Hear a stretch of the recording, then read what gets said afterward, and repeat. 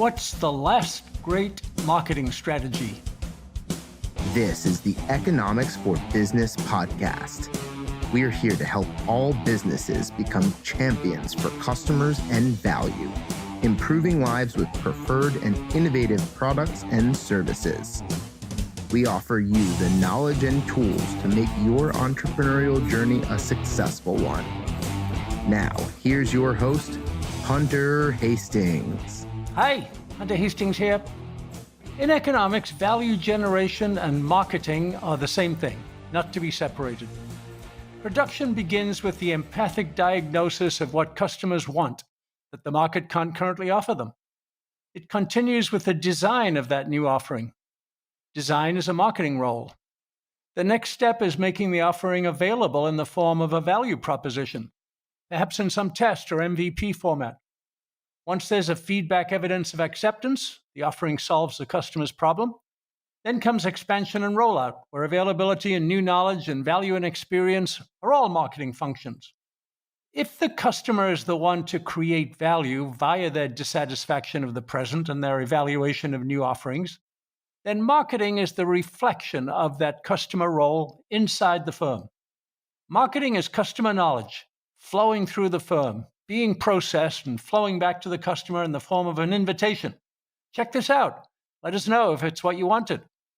Like everything else we study, marketing is a flow from the customer to the firm, around the firm, and back to the customer, endlessly repeated in the form of learning and new knowledge building. With this new understanding of flow in mind, the marketing world is starting to rethink its self-definition. What is marketing? Historically, we've been unbalanced in the direction of outbound communication, talking about features and benefits and utilizing advertising and PR in various forms. That's what our guest today, Mark Schaefer, calls interrupt and annoy. You've got to hear this. But today, marketing is searching for a new self-definition. If the customer is the creator of value through their evaluation of the present and their creation, or at minimum co-creation, of new experiences, shouldn't they be doing the marketing? How do we best incorporate marketing into the flow we talked about, from the customer to the firm? Well, there's an emerging technique. It goes by the name of community or community building. Mark Schaefer uses the term belonging to the brand. That's the title of his newest book on marketing, subtitled Why Community is the Last Great Marketing Strategy. This is Mark's 10th book, including titles like Marketing Rebellion and Cumulative Advantage. He has a serious claim to be the world's thought leader in marketing, always asking, what's next? How can marketing do better? He does the research, he analyzes use cases, he writes the books over a long period of testing, improving new concepts with cutting-edge practitioners. Mark's a globally recognized keynote speaker, educator, business consultant, and author. His blog and podcast, The Marketing Companion, are at the top of the charts in the marketing world. Mark's a consultant to media companies and tech startups, and he holds advanced degrees in marketing and organizational development. He holds 7 patents and is a faculty member of the Graduate Studies program at Rutgers University. Mark, welcome to the Economics of Business podcast. I am delighted to be here. I've been looking forward to this because I am always challenged by your intellect and your questions, Mr. Hastings. Well, I think it's more so the other way. You're a big thinker in your major field of marketing, but in the whole world of commerce and business and people. That's what we love about what you bring to us, Mark. And we'll start talking about your new book, but I'm sure we'll go a little bit further than that. Your book is about what you call the last great marketing strategy. And rather a provocative title. It's called Belonging to the Brand, and it's about community. Mm-hmm. But before you go there, I'd just like you to start thinking about what's the state of marketing now? Why is this the last great strategy? Is everything changing? Oh, wow. I mean, such a topic. I'll tell you, Hunter, the idea really started with another book that you and I talked about, Marketing Rebellion. And in that book, I laid out this thesis that marketing just doesn't work like it used to. Once our customers, once the world has the accumulated knowledge of the human race in the palm of their hands. They expect something more than to be manipulated and intercepted and interrupted by companies and their marketing. And one of the chapters in that book was about belonging and community. And when I finished writing the book, I realized that's the most important chapter in the book. That is really where the future is going to be. And then 1 year later, the pandemic hit. And all of a sudden, we're locked in, we're locked down, we don't have access to our friends, to restaurants, to maybe even our families in many cases. And in record numbers, people turned to online communities as their most important, in some cases, their only social interaction. Many of my friends started saying, Mark, the things you said in Marketing Rebellion about belonging and community, it's all coming true. It's been accelerated, it's been amplified by these problems. And in fact, Hunter, many of these issues about isolation, loneliness, and depression have been percolating really since the 1960s. Today, we're in a full blown mental health crisis. Here's one of the, I guess, signposts along the way that propelled the energy and my passion around this book. Maybe 2 years ago, there was a headline in the New York Times that said, "The loneliest generation." And it chronicled this just amazing problem that we have with young people today. They're so isolated, they're so depressed. 51% of people aged 18 to 24 have already sought medical treatment for a mental health condition. 51%. The average for all other generations, including me and you, is 24%. So it's really quite profound. Now, what's this got to do with marketing and business and community? Well, as I got into a deep dive of the psychological and sociological aspects of community, it's really quite profound. What I learned is that as human beings, we need community. There's this important theory called the identity, personal identity theory that started in the 1960s and has been really expounded upon, that says our identity comes from two places: what we think about ourselves. I'm good at podcasting, I'm good at baseball, I can sing well, or whatever. And then the second part of our identity comes from what we hear from others in community. So there's just many profound reasons, psychological and even physical benefits, physiological health benefits of community. And so I'm not being Pollyannish and saying community can change the world or save the world. But what I am saying in this new book is that many of our traditional ways of marketing, through advertising, through interrupting people, don't work anymore. We need to find something else. Most communities, business communities, fail because they're designed to sell something instead of helping people and intersecting a purpose of the business with a purpose of the customers that makes sense. That's really where we need to start. And when you get down to it, and I can give you some examples, I'd be delighted to. When you get down to it, this might be the ultimate marketing. It's this brand connection that people actually like, that people actually need. They don't ignore it. They don't, go get their drink when the advertisement comes on TV. This is the type of marketing that people actually need and run to in their lives. Yep. To take us into that idea of belonging, Mark, there's a strong emotional content to that. You just described it in the most fundamental psychological terms. But I struggle a little bit with the digital context of that.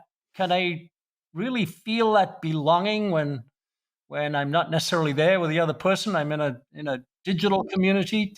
Help us understand that. Take us a little bit further into the Sure. emotion. Well, first, I want to emphasize it doesn't necessarily have to be digital. I cover both kind of communities, and almost always, Hunter, when there's a digital community, there's also a real life component at some point, and that's where really those emotional connections can really connect.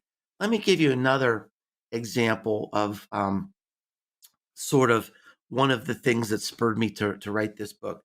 When the pandemic hit, I reached out to a lot of people online who I saw were suffering or struggling in some way. I have a background in coaching and counseling, and I thought this would be something I could activate and help people to do my part during the pandemic.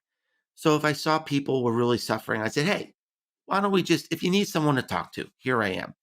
There was a young guy who is a computer engineer, and he was locked into an apartment in New York and was really suffering and lonely, and so we had a talk. He said, "I got to tell you, I belong to this software development community, and look, I've made a lot of friends there, and we go in there to help each other solve our problems. But I don't know if I could make it through this pandemic without this community because they're also going in there to support each other. Friendships have been created.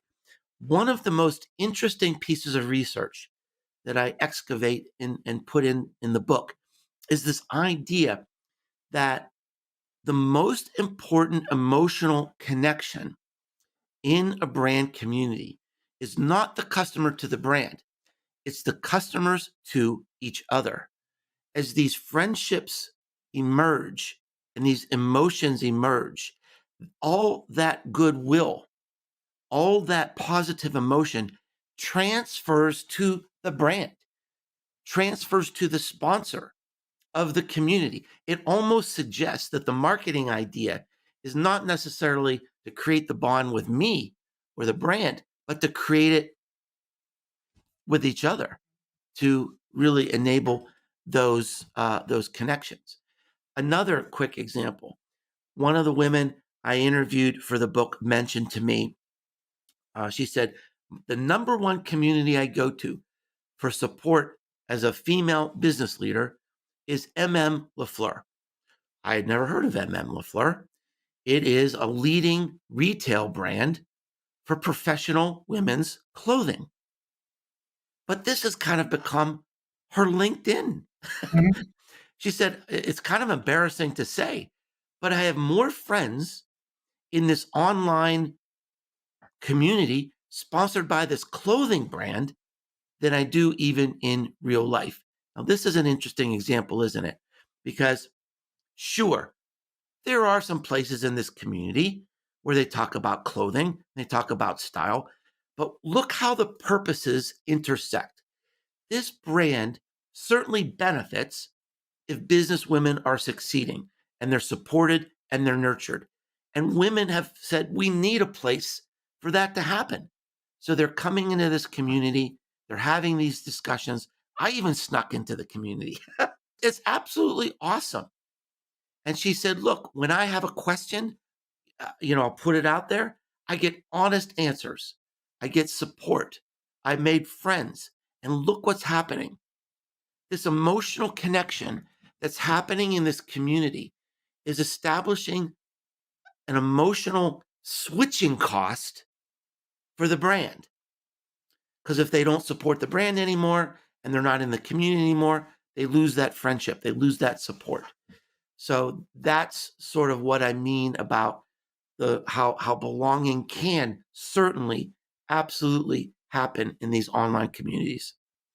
There's an emotional continuity you talk about in the book, Mark. This is beyond a typical social media community or a Facebook community or something like that. This has a deeper culture. The emotional connections are much more powerful. So, How can you achieve that? How does that happen? Or is it emergent? It just does happen. Well, that's a very important point, and it's one of the, I think, one of the new and important views that I have in the book. Most businesses are kind of focused on social media today. That's where their audience might be. Maybe they're doing things on LinkedIn. Maybe they're doing Facebook ads or something like that. And that's fine. There's a place for social media. But if the purpose of brand marketing is to create an emotional connection between what you do and your customers or potential customers, social media is not very effective. It's a weak relational link. When you post on Facebook or Twitter or LinkedIn, it's sort of like throwing a message in a bottle into the ocean. You don't really know if it's going to connect.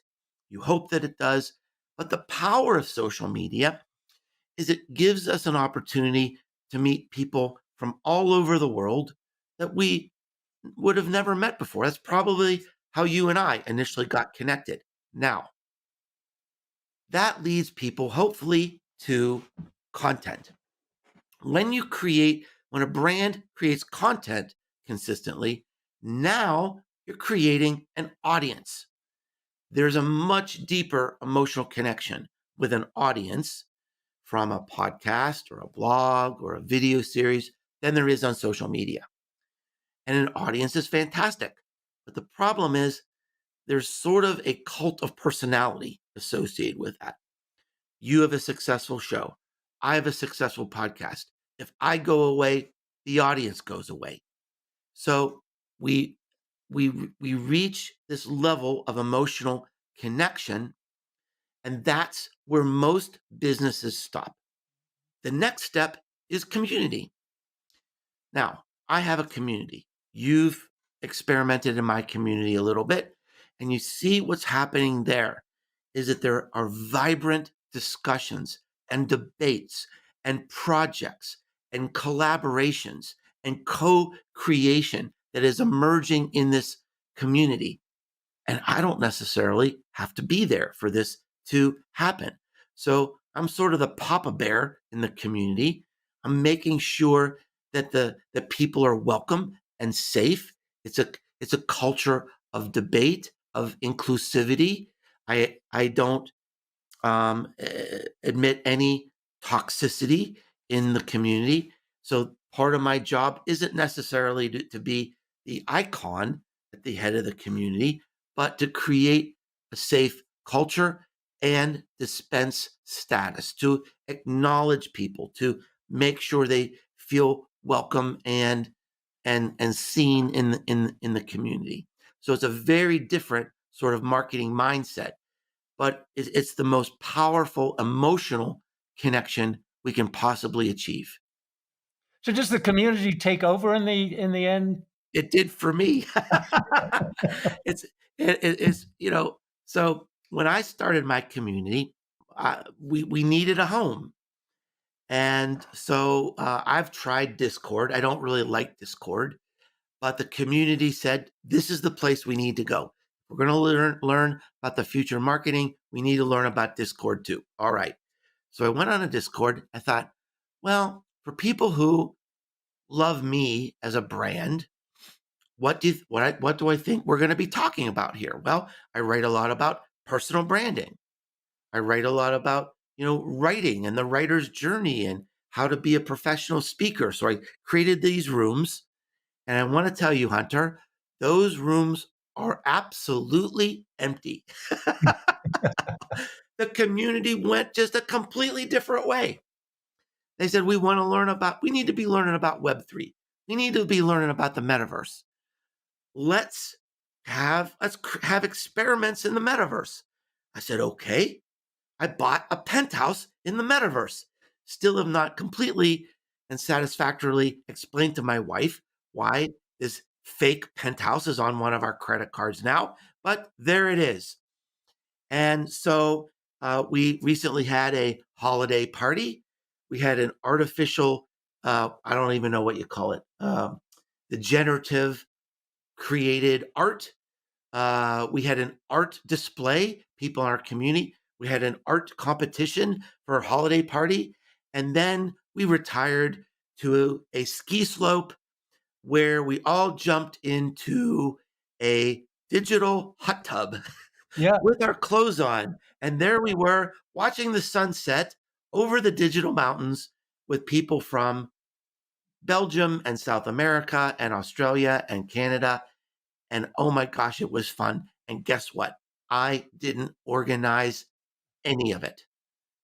So And it looked truly, like there were some digital beverages there too, Mark. Maybe you brought there the were digital beverages, and I'm here to tell you they're no fun. beverage. But it was a major accomplishment learning how to pick them up. Yeah. We also learned in our last one how to clap in the metaverse. That was a significant achievement. A quick note. Economics for Business is a uniquely Austrian platform to help entrepreneurs build value-generating businesses at every stage of the entrepreneurial journey. We've now launched online with an outstanding database of entrepreneurial knowledge, tools to solve specific business problems, and a community exchange to share information and experiences. Check it out at econ4business.com. That's ECON, the number 4, business.com. Explore and let us know what works best for you in the feedback section. Now, back to our conversation. So I'm being a bit prosaic here, but learning together sounds like it's part of the community, right? You're learning how to manipulate the metaverse and be together in the metaverse. Well, it is. And so we talked about the very key idea of having a purpose that intersects with the interests of your audience, your fans, or your customers. Now, my purpose isn't to sell things. What makes me thrive is to learn about where are we going next? What is the future of marketing? Turns out there's a lot of other interesting people that are fascinated by that too. And that's what drives our community. For me, it's become my university. It's where I'm learning every day.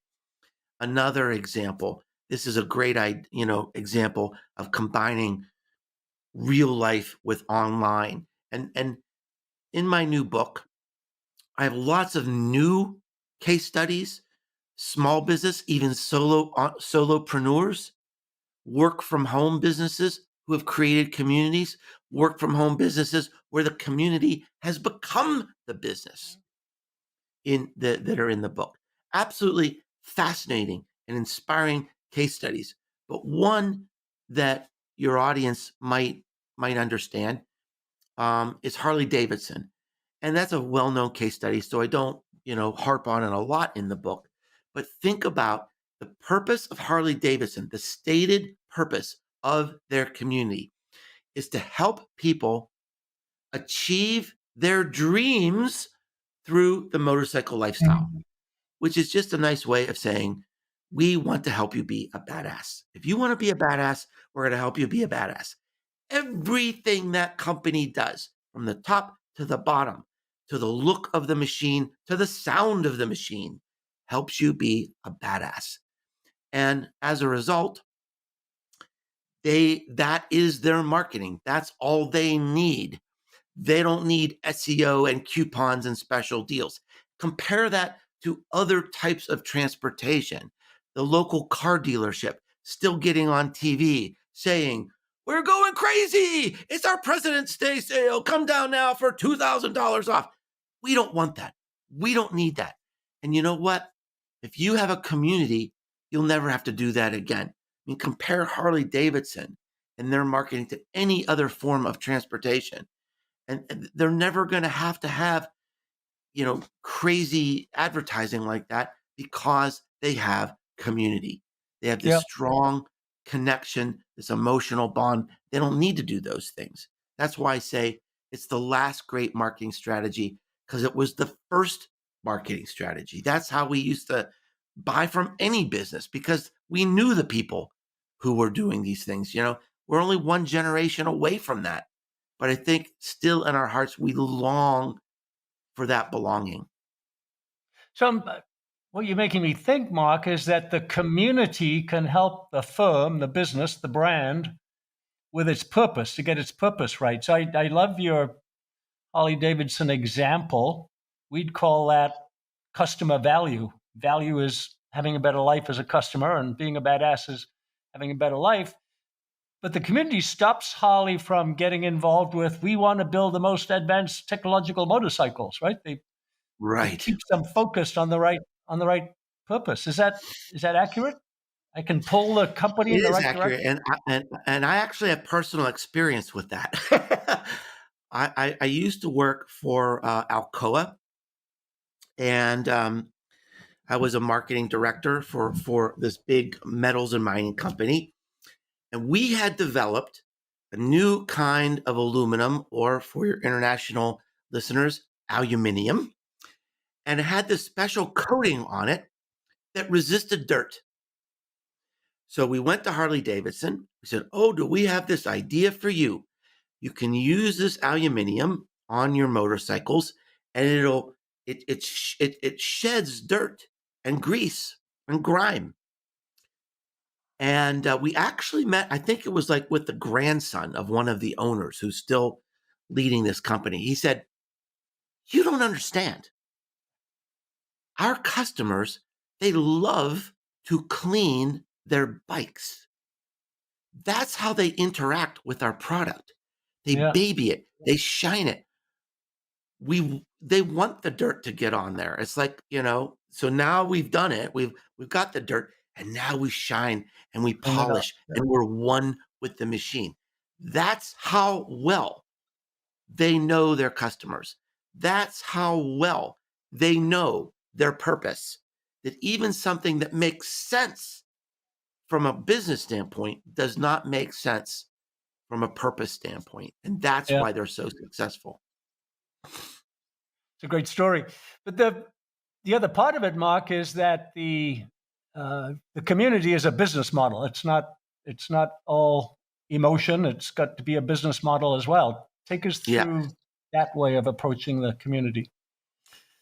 Well, it, the thing that is so crucial about this new way of thinking about marketing and the business model is it requires a different kind of mindset. Someone mentioned the other day, it's like marketers have like a memory muscle, like like a guitarist or something, right? It's like this muscle memory that you see certain patterns and you react a certain way. And community challenges us to think in a different way. It's not about exerting power, it's about giving up power. It's not about selling, it's about helping in a way that creates this bond where people will only buy from you. So, a great example is I did this is my 10th book, and I did something in this book I've never done in any other book. I devoted one chapter, an entire chapter, to one person. And this person, I think, is an extraordinary entrepreneur, visionary, and pioneer with this idea. This is a woman named Dana Moustaff. She was an entrepreneur, and as she was growing her business, she got pregnant, and she was torn. Do I pursue this business? Do I be an involved, engaged mother? And she said, I want to do both. She didn't feel like she had a lot of support for that idea. She created a community called Boss Mom. She now has 70,000 members in her group. In the first 9 months she had her group, she already had a six-figure income. The community has, and her business has doubled every year since 2016. Now, as I wrote this book, she was very careful.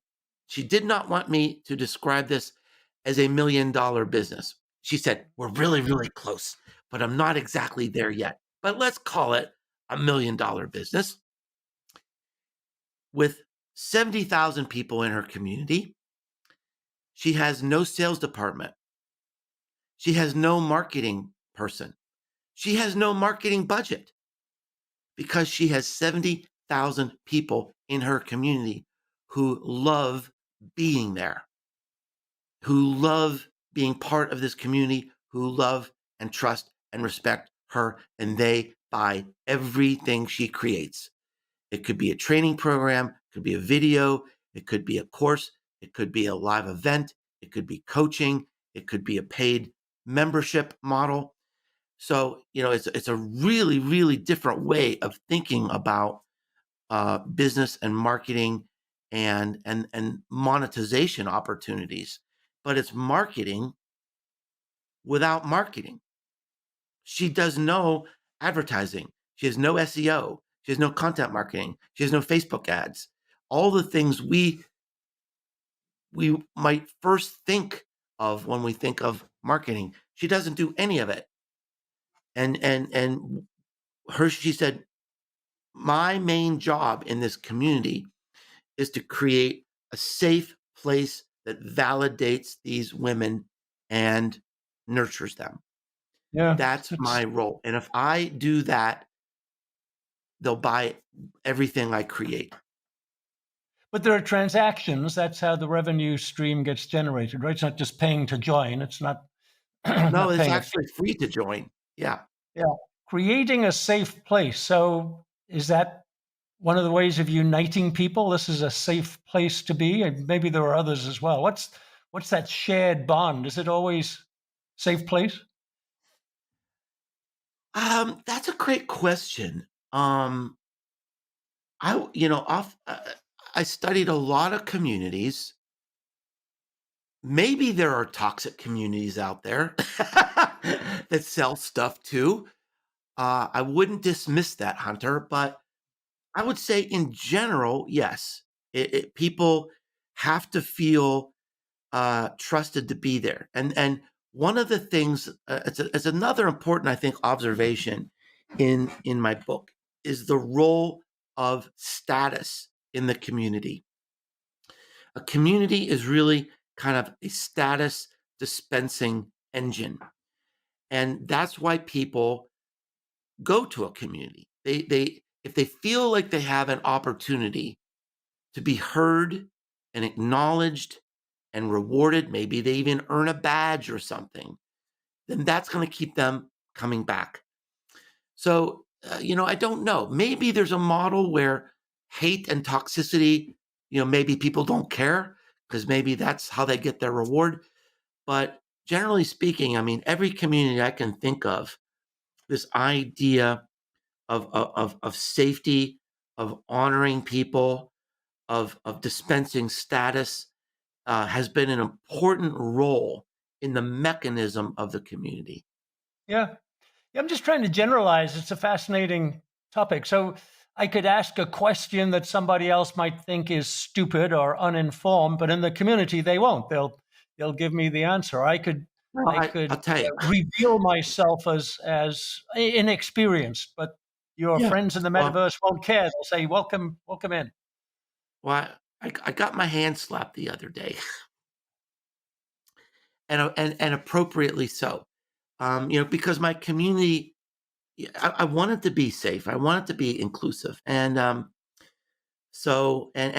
monitor that. And there was someone the other day who had this long epistle about her ideas, and it was like it was like watching for me. It was like a an arcade game where the ball's bouncing, boing boing boing boing boing boing boing. And I had a hard time following her logic, and she wanted me to respond to it, and so I said, "Well, I think I understand, but you were kind of like all over the place." And she sent me a note. She said, "I felt dismissed when you said I was all over the place." So, it's something I have to relearn, really, Hunter. And this is not unusual.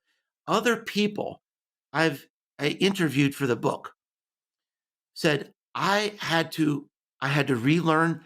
I'm continuing to learn how to be effective in a community because this is different than what we learned in business school. It's different than what we learned in a typical framework for management, leadership, marketing, we have to sort of like put away that muscle memory and approach this in a new way. Here's another key idea: traditional marketing. It's ephemeral. We take out an ad and it goes away. We start a campaign and it goes away. We get money approved for something, we spend it. When the money goes away, it ends, we start something new. Community is an implied social contract. It really can't go away. So, I mean, have you ever known any type of marketing that comes with a social contract? No. So, I mean, there's a lot of differences here than we might have learned in business school, but we must learn these new ideas if we're going to approach this in an effective way.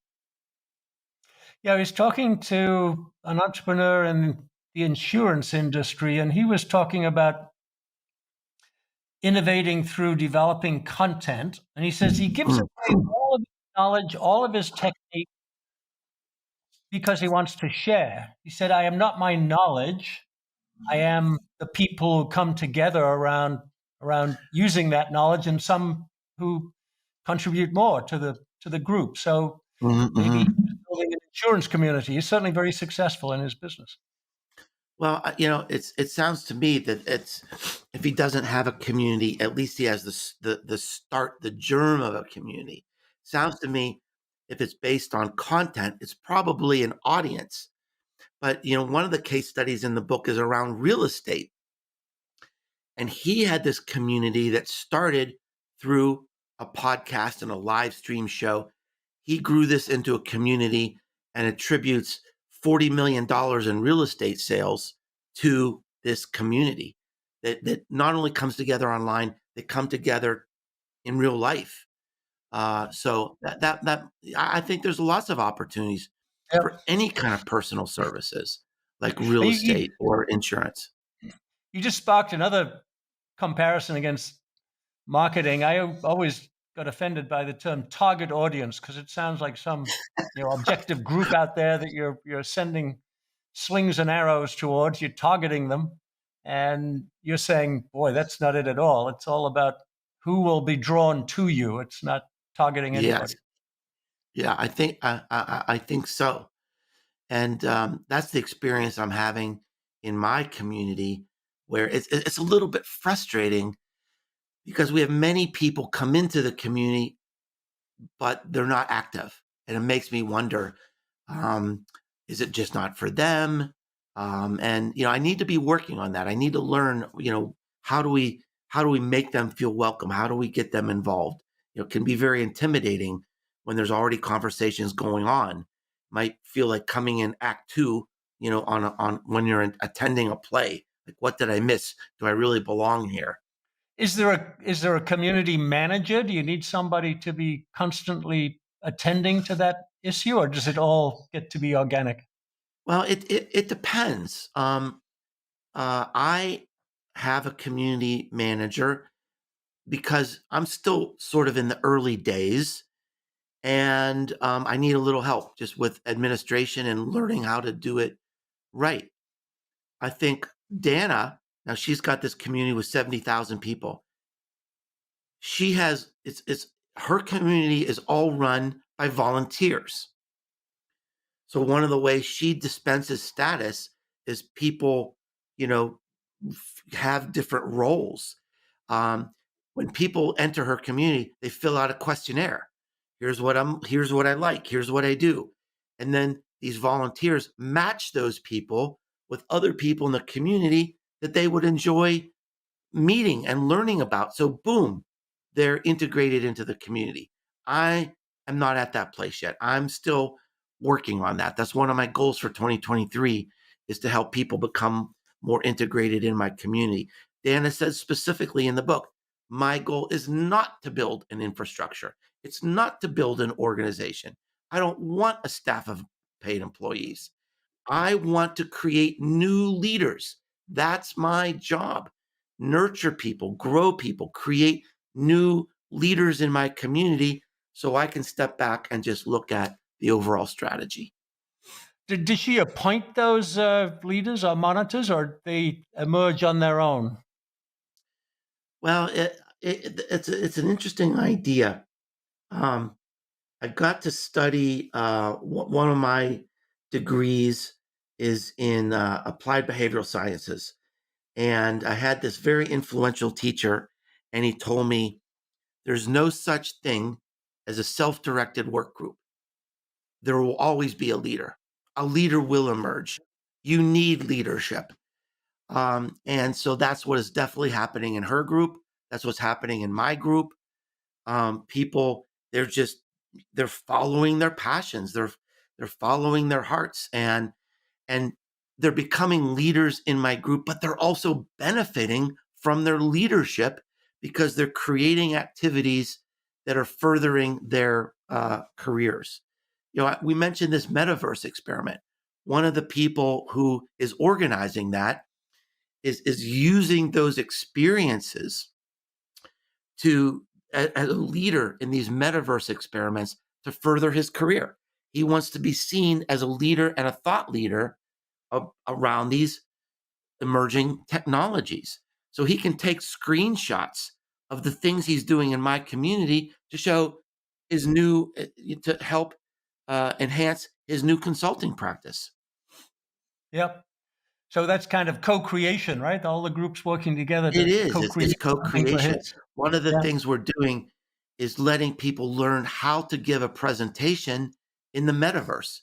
Now they've got screenshots of them, the digital them, giving a Mhm. presentation in the metaverse. How cool is that? Just a Yeah. 5-minute presentation, but they're learning how to do it. And now they've got a picture on their website. Here I am giving a presentation in the metaverse. That makes them distinctive. Absolutely.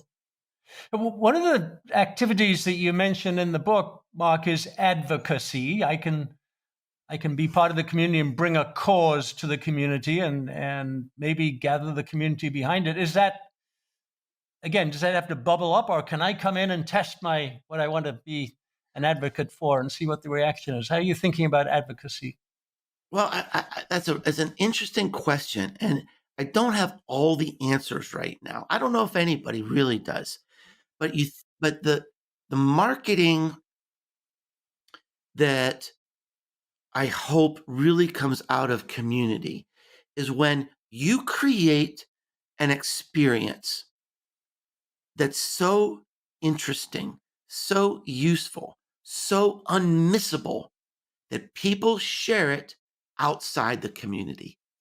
That is the ultimate marketing because in a world where people don't see our ads, they don't believe our ads, they dismiss our marketing, they block it out. If you can create a community that's so incredible that people share what they're doing and learning outside the community, that is amazing.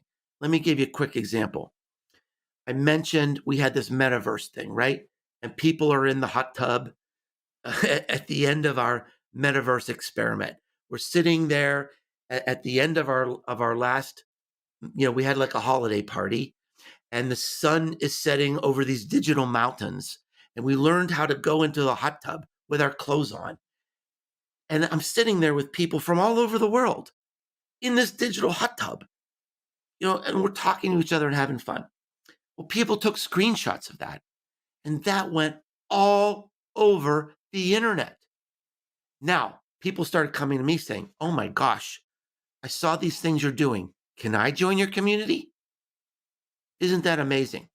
I Yeah. think that's what Dana is doing with her Boss Mom group. Is she's creating an environment and training and nurturing that's so valuable. She doesn't have to advertise. She doesn't have to recruit.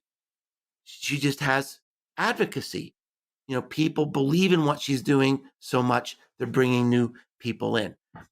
I have, in my community, I, I haven't recruited anybody because I'm a little afraid it's going to grow too fast. But people are coming in because of the recommendations of others, and I think that's awesome. The only person I recruited from my community in the last month is you, Yeah, I've because been I'd there. I'm love not. to have you in my community. I haven't been in the metaverse yet, but I've been there. So one of the points in your book, Mark, is that this is taking us to new frontiers. You call it new frontiers of community, and the metaverse is one of them. There are some others. Uh, One of them in there is artificial intelligence, Mm. and in a kind of a separate stream, but I'm sure it's related. You've talked about the impact of artificial intelligence on marketing. In fact, it's going to replace a lot of activities that we used to think of marketing and now are automatable. So tell us about that new frontier, the artificial intelligence frontier.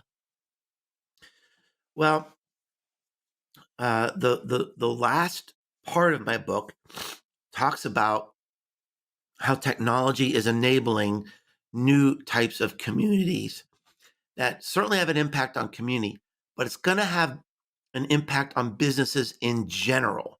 Because what's happening, Hunter, is younger people today are showing up in communities that are invisible. They're not detectable by social listening platforms. They're not detectable by marketing agencies. And it suggests there's a broader implication than just community. It's where are young people going today and how are we going to connect to them as businesses and brands? So that's an important aspect of the book. Specifically, you know, I think the last month has been very profound in terms of marketing, business, and society in general, because what has happened is we've had the first real public introduction, public access to artificial intelligence. There has been a technology that's been around for a few years called GPT-3. It has been a total mystery to me because I'm not a techie person. To access this open artificial intelligence, you really needed to be a coder. So some of my coder friends were experimenting with it, but I felt left out. Then about a month ago, this company called OpenAI introduced something called Chat GPT, which is literally as easy to use as Google. You put in any sort of question or prompt, and what the result is something completely amazing. You can develop a marketing strategy. You can do research. It does for writing what the calculator did for math.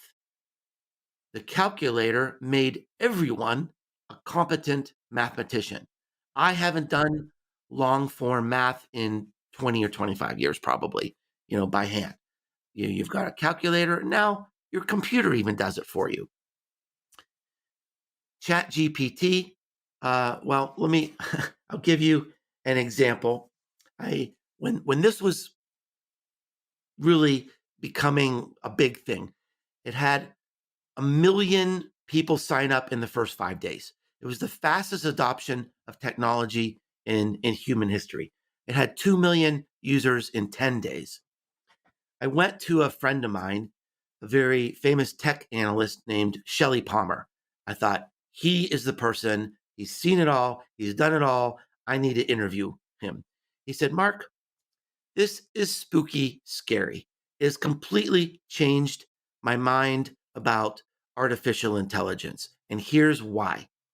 I went into Chat GPT and I said, I want you to write a 500-word essay on the challenges Facebook faces with this congressional investigation in the voice of Shelly Palmer.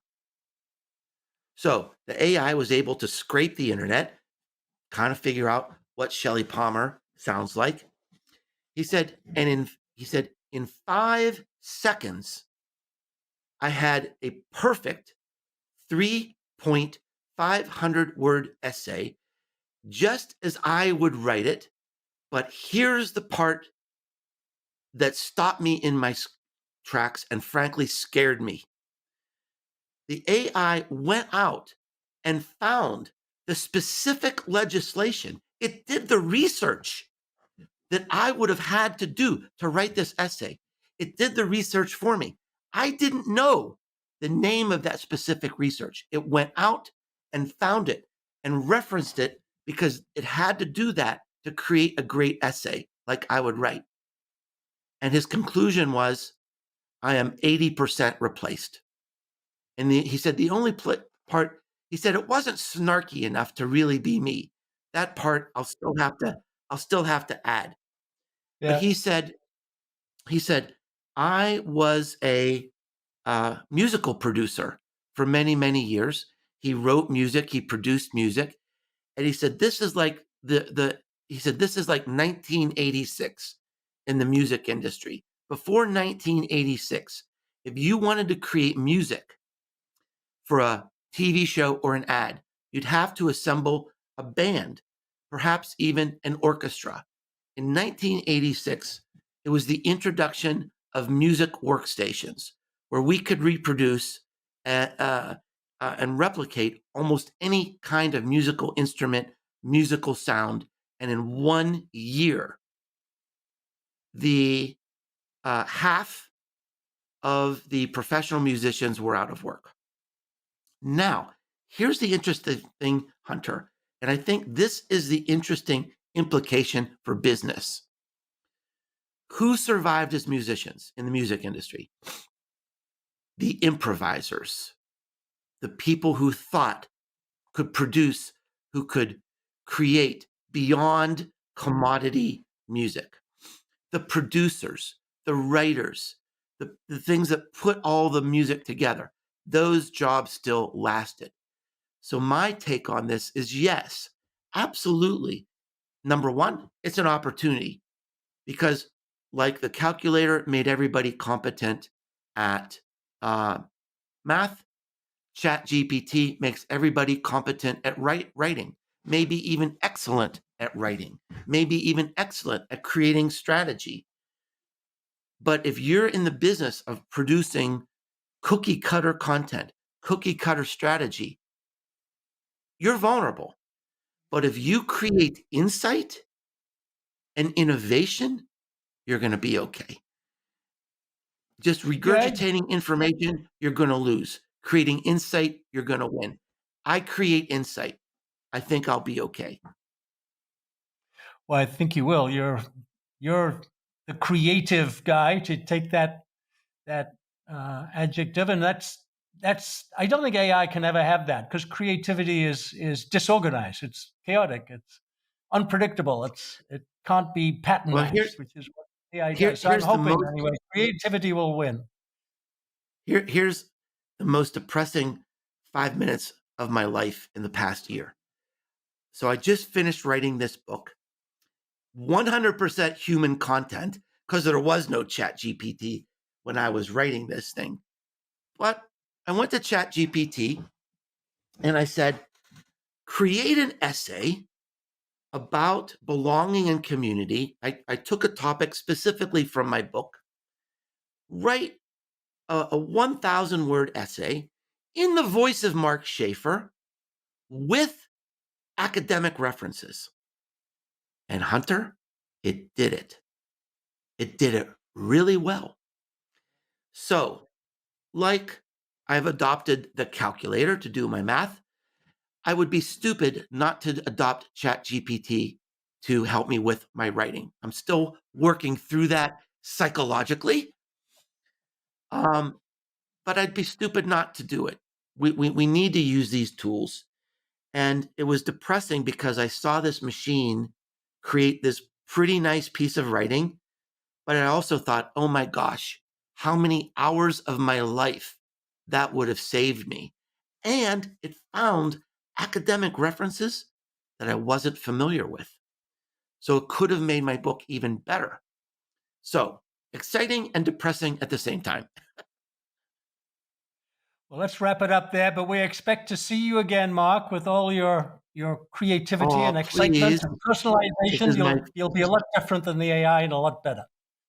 Well, this is my favorite discussion to have, and thank you. I'm so honored to be here and to help and to be part of your institute and your content. So thank you so much, Hunter. Well, you're helping us a lot, Mark. We've talked about it offline, and I follow your direction. So I think that if we make progress, you'll be a big part of it. Thank you. All right, thank you, sir.